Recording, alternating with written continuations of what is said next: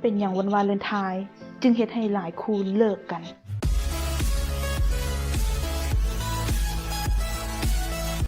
แน่นอนอยู่แล้วว่าใกล้จะฮอดวันวาเลนไทน์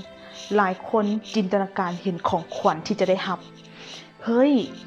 ค่อยต้องได้ช่อดอกไม้ที่มันใหญ่เต็มไปด้วยเงินแหละ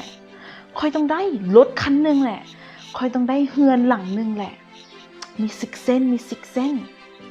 เฮ้ยรู้สึกว่าจะได้รู้สึกมีความสุขรู้สึกอยากอวดหมู่หลายคนก็โชคดีไปที่มีแฟนรู้ใจที่มีแฟนสามารถซื้อให้เฮาได้แต่บางคู่โชคร้ายแฟนบ่สามารถจะซื้อให้ได้มันเกิดหยังขึ้นละบ้านนี้เกิดความรู้สึกบ่พอใจมื้อวันวาเลนไทน์เป็นมื้อที่เงียบเหงาสำหรับคู่นั้นเกิดคำถามหลายๆอย่างเข้ามาเป็นหยังเราคือซื้อให้ค่อยแต่ดอกเดียวเป็นหยังยังเป็นดอกอย่างอีก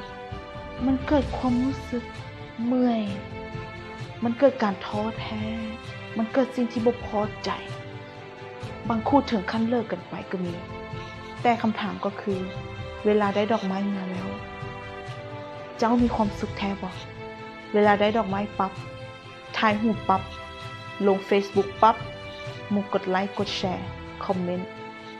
เกิดอย่างขึ้นล่ะความรู้สึกดีว่าหมู่อิจฉาเกิดความรู้สึกดีว่าเฮ้ยเฮาได้ซอนใหญ่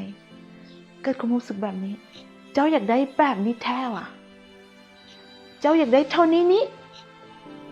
เคยคิดบ่ว่าแฟนของเขานะ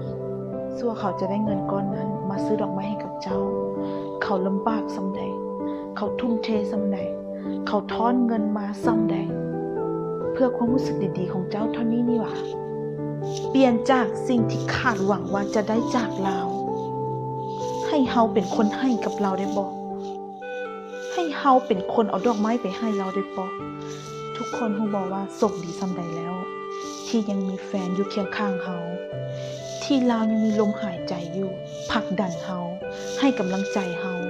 ถ้าเฮาบ่สามารถให้ดอกไม้กับเราได้เปลี่ยนได้บ่เปลี่ยนจากให้